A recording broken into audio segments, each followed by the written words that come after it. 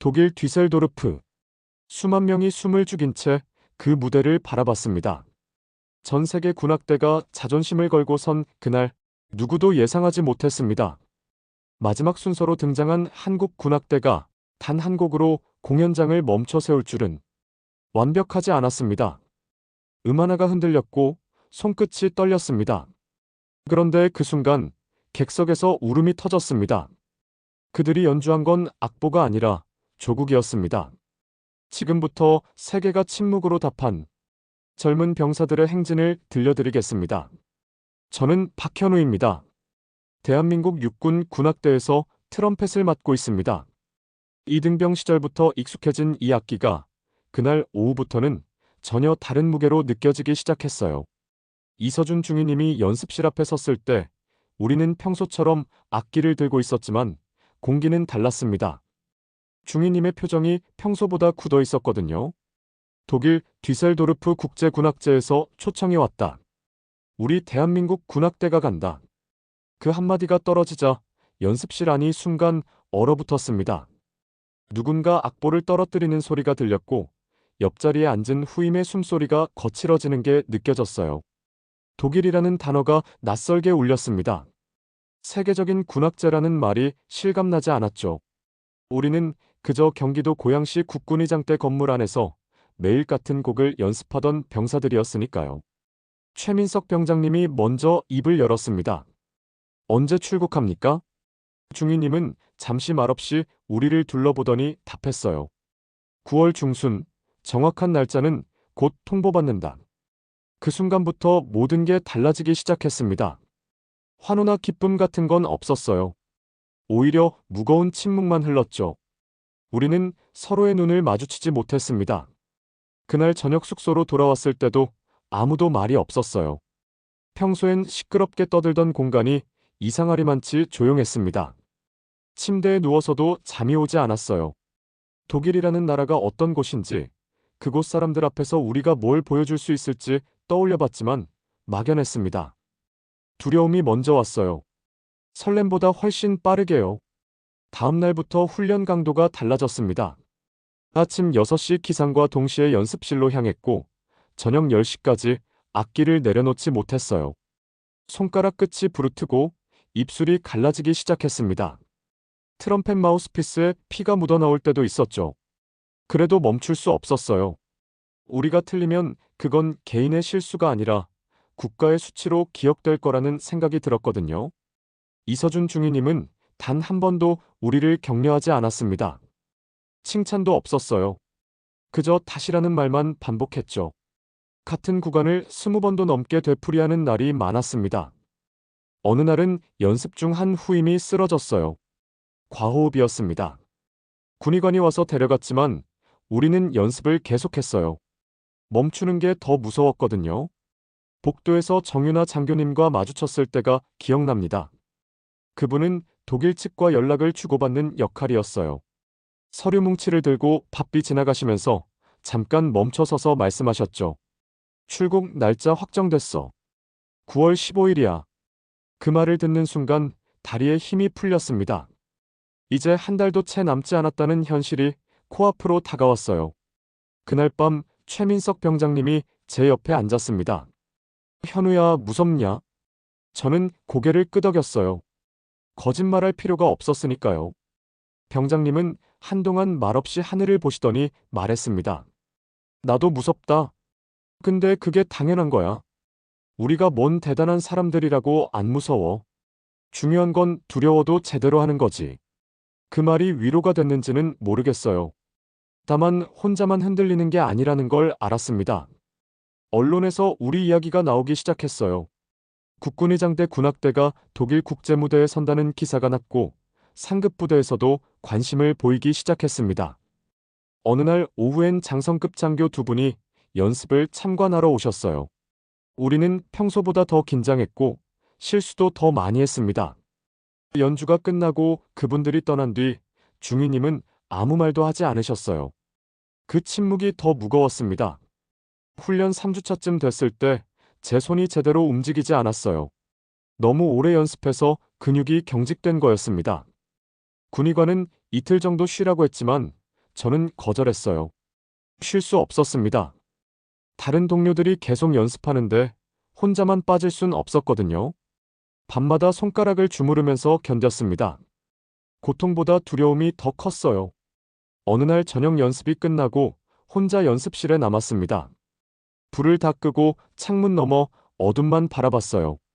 트럼펫을 무릎 위에 올려두고 생각했습니다. 왜 음악을 시작했는지, 왜 군악대를 지원했는지요? 답은 단순했어요. 소리가 좋았고 그 소리를 만드는 일이 의미 있다고 생각했으니까요. 그런데 지금은 그 의미가 너무 무겁게 느껴졌습니다. 문득 입대 전 아버지가 하셨던 말이 떠올랐어요. 네가 부는 소리는 너만에게 아니야. 그 소리를 듣는 사람들의 것이기도 하지. 그땐 무슨 뜻인지 몰랐는데 이제야 알 것 같았습니다. 독일 무대에서 제가 부는 트럼펫 소리는 제 것이 아니에요. 그건 대한민국이라는 이름으로 울려 퍼질 소리였습니다. 훈련 마지막 주가 다가왔을 때 우리는 지쳐 있었습니다. 얼굴엔 생기가 없었고 목소리도 잦아들었어요. 그래도 연주만큼은 정확해졌습니다. 같은 곡을 수백 번 반복하다 보니 이젠 악보를 보지 않아도 손가락이 움직였어요. 호흡도 맞아떨어졌고 박자도 흐트러지지 않았습니다. 기계처럼 정교해졌지만 그 안에 감정이 있는지는 확신할 수 없었어요. 이서준 중위님이 마지막 연습 후 우리를 모았습니다. 독일 사람들이 우리 연주의 완벽함을 기대하는 건 아니다. 그들이 듣고 싶은 건 진심이다. 그 말을 듣고 가슴이 뜨거워졌어요. 우리는 실수 없는 연주를 만들려고 애썼지만 정작 중요한 건 그게 아니었던 거죠. 진심으로 음악을 대하는 것, 그것만이 남는 거였습니다. 출국 사흘 전밤, 저는 다시 혼자 연습실에 있었습니다. 트럼펫을 들고 천천히 소리를 냈어요.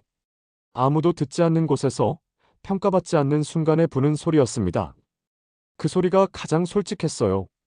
떨림도 있었고 불완전한 부분도 있었지만 그게 저였습니다. 독일 무대에서도 이 소리를 낼 수 있을까 생각했어요. 최민석 병장님이 문을 열고 들어왔습니다. 아직도 연습하냐? 저는 고개를 저었어요. 연습은 아니에요. 그냥 불어보는 거예요. 병장님은 웃으며 말했습니다. 그게 제일 중요한 거야. 잊지 마. 그리고 나가셨어요. 저는 다시 트럼펫을 입에 댔습니다.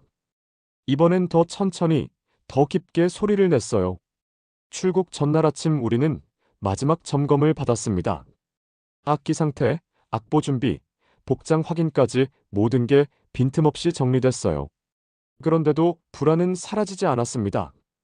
언제까지 두려워해야 하는지 모르겠더라고요. 그때 이서준 중위님이 말했습니다. 두려움은 끝까지 갈 거다. 그걸 안고 가는 게 군인이야. 그 말이 묘하게 마음에 와닿았어요. 저는 그날 밤 일기를 썼습니다. 군대 와서 처음으로요. 내일부터는 두려움이 아니라 책임으로 숨을 쉬어야 한다. 그 문장을 쓰고 나니 조금 편해졌어요. 두려움을 부정할 수는 없지만 그것보다 더 큰 책임이 있다는 걸 인정하게 됐으니까요. 우리는 조국의 이름으로 무대에 서는 겁니다. 그 무게를 회피할 순 없었어요. 다음 날 새벽, 우리는 인천공항으로 향했습니다. 버스 안은 조용했어요. 각자의 생각에 잠겨 있었죠. 저는 창밖을 보면서 생각했습니다. 이제부터는 두려움이 아니라 책임으로 숨을 쉬어야 했다. 비행기에서 내렸을 때 공기부터 달랐습니다. 차갑고 건조했어요. 한국의 늦여름과는 전혀 다른 온도였죠. 뒤셀도르프 공항은 생각보다 조용했습니다. 우리는 무거운 악기 케이스를 끌고 출구로 향했어요. 13시간의 비행이 몸에 남아 있었고 다리가 제대로 움직이지 않았습니다.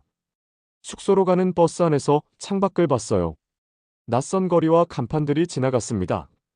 독일어로 쓰인 표지판을 읽을 순 없었지만 그 모든 게 현실이라는 걸 실감했어요. 우리는 정말 여기 왔구나 하고 생각했습니다. 옆자리에 앉은 후임은 잠들어 있었고 최민석 병장님은 창밖만 응시하고 계셨어요. 아무도 말이 없었습니다. 숙소는 시내 중심가에서 조금 떨어진 곳이었어요. 오래된 건물이었지만 깨끗했습니다. 방 배정을 받고 짐을 풀 때까지도 피로가 가시질 않았어요. 그런데 쉴 시간은 없었습니다. 정윤아 장교님이 복도에서 우리를 불렀어요. 내일 오전 9시부터 첫 리허설이다. 오늘은 일찍 자라. 그 말을 듣고 가슴이 철렁했습니다. 이제 진짜 시작이구나 싶었어요. 첫날 밤은 잠들기 어려웠습니다. 시차 때문이기도 했지만 긴장감이 더 컸어요. 침대에 누워서도 머릿속으론 악보가 지나갔습니다. 내일 실수하면 어쩌나, 독일 사람들은 우리를 어떻게 볼까, 그런 생각들이 계속 맴돌았어요.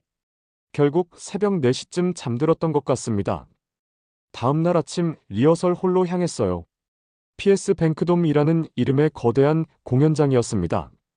안으로 들어섰을 때 천장의 높이에 압도됐어요. 이렇게 큰 무대는 처음이었습니다. 객석은 텅 비어 있었지만 그 빈자리들이 오히려 무겁게 느껴졌어요. 곧 여기가 수천 명의 관객으로 채워질 거라는 생각을 하니 손이 떨렸습니다. 무대 위에 올라서서 악기를 꺼냈어요. 이서준 중위님이 지휘대에 섰고 우리는 자리를 잡았습니다. 음향 스태프들이 마이크를 조정하는 소리가 들렸어요. 모든 게 낯설었습니다. 한국에서 연습하던 공간과는 차원이 다른 음향이었어요. 첫 음을 냈을 때 울림이 예상과 달랐고 그게 저를 흔들었습니다. 리허설이 시작됐어요.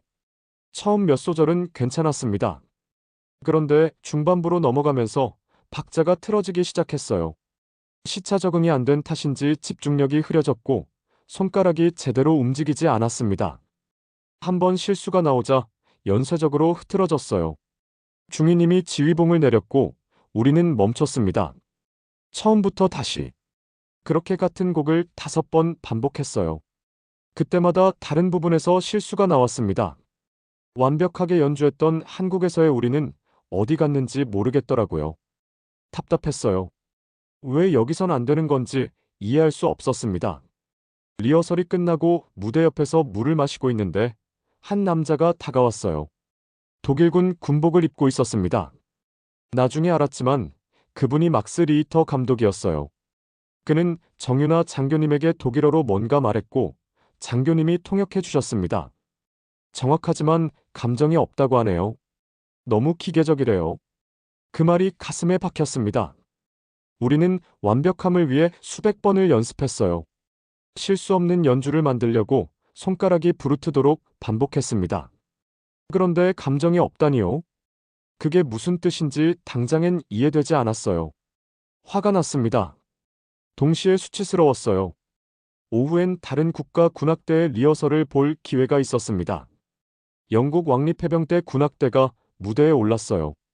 그들의 연주가 시작됐을 때 저는 그 자리에 얼어붙었습니다.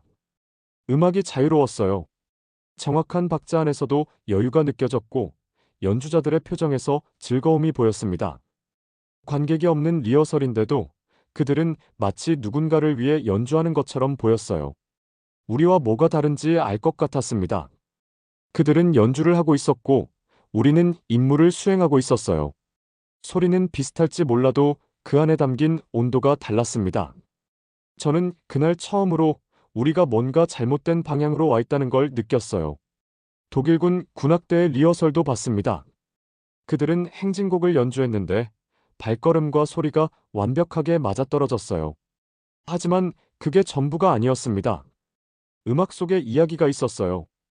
행진하는 군인의 무게감, 조국을 지킨다는 자부심, 그런 것들이 소리를 타고 전해졌습니다.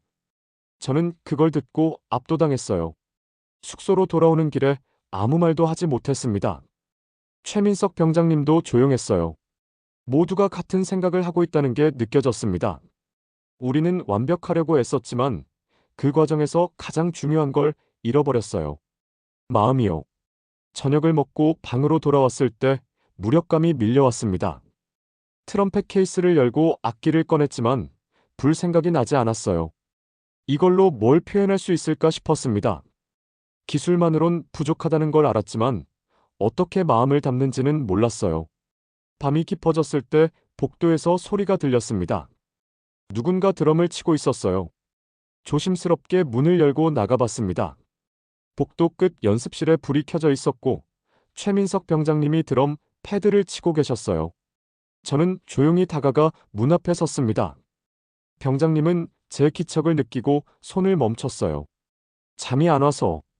저도 고개를 끄덕였습니다. 병장님은 잠시 말없이 드럼 스틱을 내려다보시더니 말했어요. 우리 실수한 것 같아. 음악을 너무 어렵게 생각했나 봐. 그 말이 무슨 뜻인지 물으려는 순간 병장님이 다시 드럼을 쳤습니다. 이번엔 아까와 달랐어요. 정확한 박자가 아니라 자유로운 리듬이었습니다. 실수도 있었고 박자가 흔들리기도 했지만 그 소리엔 생명력이 있었어요. 저는 그걸 듣고 뭔가 깨닫기 시작했습니다. 기술은 기본이야. 근데 그게 전부가 되면 안 되는 거지. 병장님의 말이 가슴에 와닿았습니다. 우리는 기본을 넘어서야 했어요. 완벽한 연주를 만드는 게 아니라 진심을 전하는 소리를 내야 했습니다. 그게 리히터 감독이 말한 감정이었을 거예요. 다음 날 아침 리허설은 전날보다 나았습니다. 실수는 여전히 있었지만 우리는 조금씩 변하고 있었어요. 이서준 중위님도 느끼신 것 같았습니다. 리허설 중간에 멈추고 말씀하셨어요. 완벽하게 하려고 하지 마. 진심으로 해. 그 말이 얼마나 역설적인지 알았습니다. 우리는 완벽을 위해 여기까지 왔는데 이제 그걸 내려놓으라고 하시니까요. 하지만 그게 맞는 말이었어요. 기술은 이미 충분했습니다. 이제 필요한 건 그 안에 우리를 담는 거였어요. 오후 리허설이 끝나고 홀에 혼자 남았습니다. 조명이 하나둘 꺼지고 무대가 어두워졌어요. 저는 트럼펫을 들고 빈 무대 위에 섰습니다. 아무도 없는 공간에서 천천히 소리를 냈어요. 악보에 없는 의미였습니다. 그냥 제 마음이 가는 대로 불었어요. 소리가 홀 안에 울렸습니다. 완벽하지 않았지만 솔직했어요. 떨림도 있었고 음정이 흔들리기도 했지만 그게 저였습니다.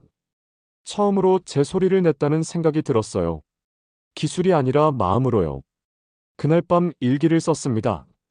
내일은 소리가 아니라 마음을 연주하겠다. 그 문장을 쓰면서 뭔가 결심이 섰어요. 우리가 연습한 건 음이었지만 그날 저는 마음의 울림을 배웠습니다. 새벽 5시에 눈이 떠졌습니다. 알람보다 2시간이나 빨랐어요. 심장이 빠르게 뛰고 있었고 숨을 고르는 게 쉽지 않았습니다. 침대에서 일어나 창문을 열었어요. 차가운 공기가 얼굴을 스쳤지만 긴장은 가시지 않았습니다. 오늘이구나 하고 생각했어요. 트럼펫 케이스를 열고 악기를 꺼냈습니다. 천천히 닦으면서 손의 떨림을 느꼈어요. 이 떨림이 무대에서도 계속될까봐 두려웠습니다. 악기를 입에 대고 작은 소리를 냈어요. 떨리는 건 여전했지만 소리만큼은 제대로 나왔습니다. 그걸로 조금 안심했어요. 아침 식사는 목구멍으로 넘어가지 않았습니다. 다른 동료들도 비슷했어요. 모두 조용히 앉아 각자의 생각에 잠겨 있었습니다. 최민석 병장님이 제 옆에 앉으며 말했어요. 오늘만 지나면 돼. 저는 고개를 끄덕였지만 그 하루가 너무 길게 느껴졌습니다. 오전 10시에 공연장으로 향했어요. PSD 뱅크돔 건물이 햇빛 아래 거대하게 서 있었습니다. 입구에 각국 국기가 펄럭이고 있었고 사람들이 벌써 줄을 서 있었어요. 우리를 보는 시선들이 느껴졌습니다. 한국 군복을 입은 우리가 신기했을 거예요. 무대 뒤 대기실로 들어갔습니다. 다른 나라 군악대들도 있었어요. 영국팀은 편안한 표정으로 담소를 나누고 있었고 독일팀은 차분하게 악기를 점검하고 있었습니다. 우리만 긴장한 것처럼 보여서 부끄러웠어요. 하지만 어쩔 수 없었습니다. 이 순간이 우리에겐 처음이었으니까요. 객석에서 환호 소리가 들려왔습니다. 프랑스 팀의 공연이 시작된 거였어요. 벽 너머로 들리는 음악과 박수 소리가 현실을 더 실감나게 했습니다. 이서준 중위님이 우리를 모았어요. 한마디도 하지 않으셨지만 눈빛으로 모든 걸 말씀하셨습니다. 우리는 원으로 모여 섰습니다. 시간이 흘렀어요. 영국팀이 무대에 올랐고 그들의 연주가 끝나고 박수가 쏟아졌습니다. 이제 다음이 우리 차례였어요. 정윤아 장교님이 문을 열고 들어와 말했습니다. 10분 후 입장이에요. 10분이 너무 짧게 느껴졌어요. 악기를 다시 한번 확인했습니다. 트럼펫 밸브를 눌러보고 마우스피스를 닦았어요. 손이 계속 떨렸지만 멈출 수 없었습니다. 최민석 병장님이 제 어깨를 가볍게 두드리며 미소를 지었어요. 그 미소가 조금 힘이 됐습니다. 조명이 어두워지는 소리가 들렸어요. 객석이 조용해졌습니다. 사회자의 목소리가 울려 퍼졌어요. 독일어로 뭐라고 말하고 있었지만 알아들을 순 없었습니다. 그러다 리퍼블럭 어브 코리어라는 말이 들렸어요. 우리 차례였습니다. 무대 입장로를 걸었어요. 발걸음 하나하나가 무겁게 느껴졌습니다. 어둠 속에서 무대로 향하는 그 짧은 시간이 영원처럼 길었어요. 무대에 오르자 조명이 우리를 비췄습니다. 눈이 부셨어요. 객석을 봤지만 사람들 얼굴은 잘 보이지 않았습니다. 다만 수천 개의 시선이 우리에게 쏠려 있다는 건 느낄 수 있었어요. 자리에 섰습니다. 악기를 들고 호흡을 가다듬었어요. 이서준 중위님이 지휘대에 올랐고 천천히 손을 들어 올렸습니다. 시간이 멈춘 것 같았어요. 중위님의 손이 공중에 떠 있는 그 순간 모든 소리가 사라졌습니다. 첫 북소리가 울렸어요. 저음으로 깔리는 북소리가 공간을 채웠습니다. 심장이 그 리듬에 맞춰 뛰기 시작했어요. 이제 제 차례였습니다. 트럼펫을 입에 대고 숨을 들이마셨어요. 떨림이 있었지만 그 떨림을 받아들이기로 했습니다. 첫 음을 냈습니다. 소리가 홀안을 가득 채웠어요. 명료하고 깨끗한 음이었습니다. 그 순간 모든 두려움이 사라졌어요. 음악만 남았습니다. 다른 악기들이 하나둘 들어오기 시작했고 우리의 소리가 하나로 합쳐졌어요. 완벽한 조화였습니다. 하지만 이번엔 달랐어요. 한국에서 연습할 때처럼 기계적이지 않았습니다. 우리는 악보를 연주하는 게 아니라 우리가 살아온 날들을 소리로 만들고 있었어요. 훈련의 고통, 두려움, 책임감, 그 모든 게 하나하나에 담겨 있었습니다. 아리랑 행진곡이 시작됐어요. 한국의 선율이 독일 땅에서 울려 퍼지는 게 신기했습니다. 그 멜로디가 낯설지 않게 들렸어요. 오히려 자연스럽게 공간을 채웠습니다. 객석에서 움직임이 보였어요. 사람들이 몸을 앞으로 기울이며 집중하고 있었습니다. 중간 부분에서 제 솔로가 나왔어요. 트럼펫 혼자 울리는 구간이었습니다. 가장 두려웠던 순간이었죠. 숨을 크게 들이마시고 소리를 냈어요. 첫 음이 조금 흔들렸습니다. 완벽하지 않았어요. 하지만 멈추지 않았습니다. 그 흔들림을 인정하고 다음 음으로 이어갔어요. 그때 느꼈습니다. 흔들림이 부끄럽지 않다는 걸요. 그게 진짜 제 소리였어요. 기술로 다듬어진 소리가 아니라 제 마음에서 나온 떨림이었습니다. 그 떨림 속에 진심이 있었어요. 연주가 계속됐습니다. 박자도 흔들리지 않았고 호흡도 맞았어요. 하지만 가장 중요한 건 우리가 하나였다는 겁니다. 각자의 악기가 따로 놀지 않고 하나의 이야기를 만들고 있었어요. 이서준 중위님의 지휘를 따라가는 게 아니라 중위님과 함께 만들어가는 느낌이었습니다. 객석을 다시 봤어요. 이번엔 얼굴이 보였습니다. 한 할아버지가 눈을 감고 고개를 끄덕이고 계셨어요. 젊은 여성은 손으로 입을 가린 채 감동한 표정이었습니다. 아이들도 있었는데 그들은 움직이지 않고 우리를 바라보고 있었어요. 그 시선들이 무겁지 않았습니다. 오히려 우리를 떠받치는 것 같았어요. 옆을 봤습니다. 최민석 병장님의 눈에 눈물이 맺혀 있었어요. 연주하면서 우는 건 처음 봤습니다. 병장님은 눈물을 닦지 않고 계속 드럼을 쳤어요. 그 모습을 보고 저도 뭉클해졌습니다. 우리는 지금 음악을 하고 있는 게 아니었어요. 우리 자신을 내놓고 있었습니다. 곡이 절정으로 향했어요. 모든 악기가 최대 음량으로 울렸습니다. 트럼펫의 고음이 천장까지 닿는 것 같았어요. 그 순간 제 시야가 흐려졌습니다. 눈물이었어요. 왜 우는지 모르겠었습니다. 슬픔도 아니고 기쁨도 아니었어요. 그냥 감정이 넘쳐서 흐르는 것 같았습니다. 마지막 음이 다가왔어요. 이서준 중위님의 손이 천천히 올라갔습니다. 우리는 숨을 모았어요. 모든 악기가 동시에 마지막 음을 냈습니다. 그 소리가 공간을 가득 채우고 천천히 사라졌어요. 조명이 꺼졌습니다. 완전한 정적이 흘렀어요. 아무 소리도 들리지 않았습니다. 박수도 환호도 없었어요. 그저 숨소리만 있었습니다. 제 심장이 뛰는 소리가 들렸어요. 옆 동료의 호흡 소리도 느껴졌습니다. 우리는 그 정적 속에 서 있었어요. 시간이 얼마나 흘렀는지 모르겠습니다. 아마 몇 초였을 거예요. 하지만 그 정적이 영원처럼 느껴졌습니다. 그 침묵 속에서 모든 게 분명해졌어요. 우리가 왜 여기 왔는지, 무엇을 전하고 싶었는지요. 트럼펫을 내렸어요. 손이 여전히 떨리고 있었습니다. 하지만 이제 그 떨림이 두렵지 않았어요. 그게 제가 살아있다는 증거였으니까요. 옆을 봤습니다. 동료들도 같은 표정이었어요. 우리는 해냈습니다. 그 정적 속에서 저는 처음으로 제 심장의 소리를 들었습니다. 그때 무대는 고요했습니다. 정적이 얼마나 지속됐는지 정확히 기억나지 않아요. 몇 초였을 수도 있고 더 길었을 수도 있습니다. 그 침묵 속에서 제 호흡 소리만 들렸어요. 손에 든 트럼펫이 여전히 따뜻했고 입술엔 마우스피스의 압력이 남아 있었습니다. 그리고 박수가 터졌어요.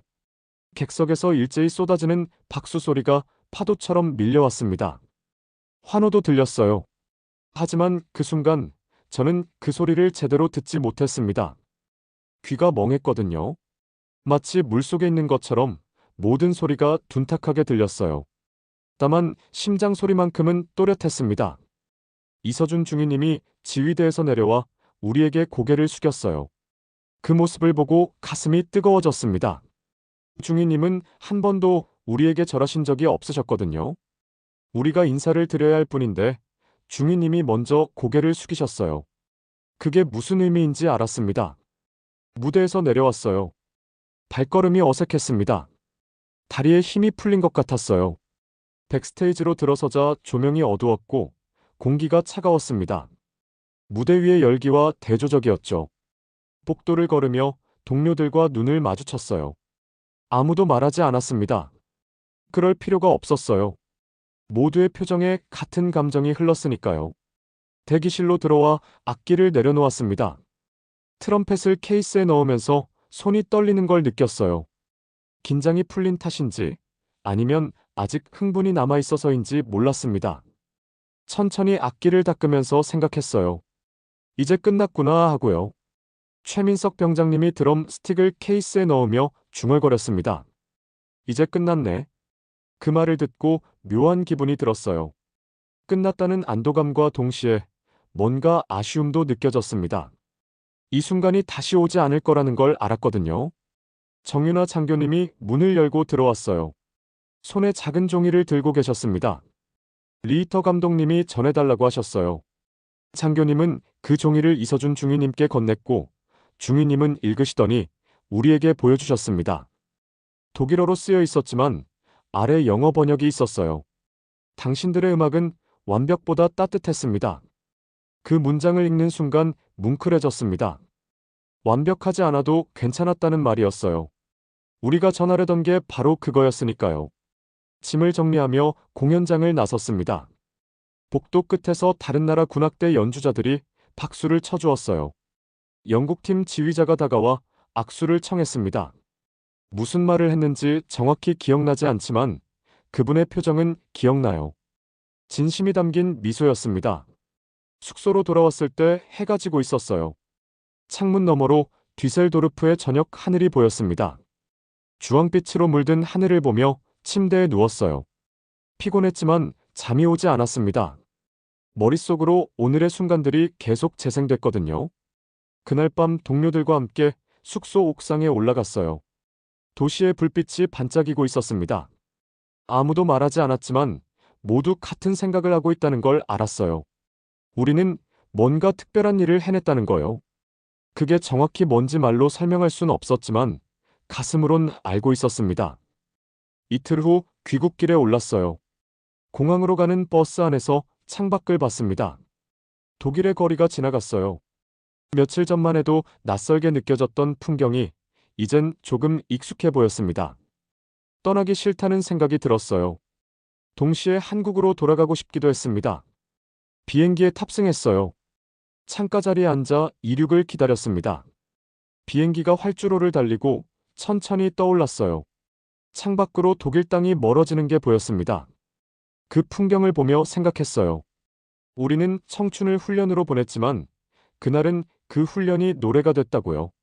13시간의 비행 동안 잠을 거의 자지 못했습니다.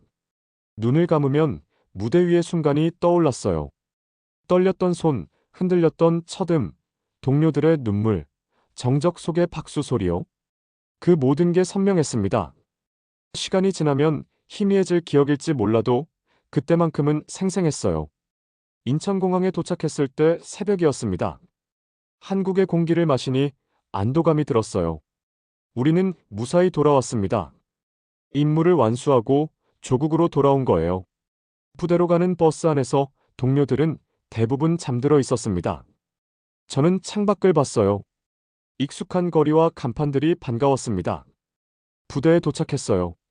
모든 게 그대로였습니다. 며칠 전에 떠났을 뿐인데 한참 오래된 것처럼 느껴졌어요.